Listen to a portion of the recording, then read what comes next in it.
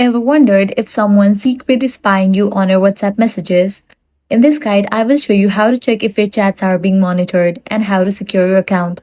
Open WhatsApp, navigate to the settings page. Now head over to the option Link Devices. Here you will see every device currently logged into your WhatsApp.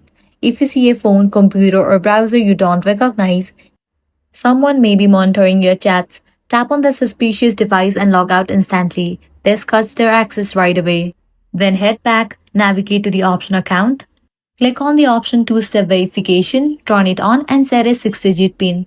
This makes it almost impossible for hackers to relink your WhatsApp without your code.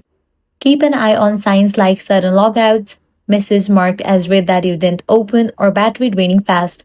These can be hints of monitoring.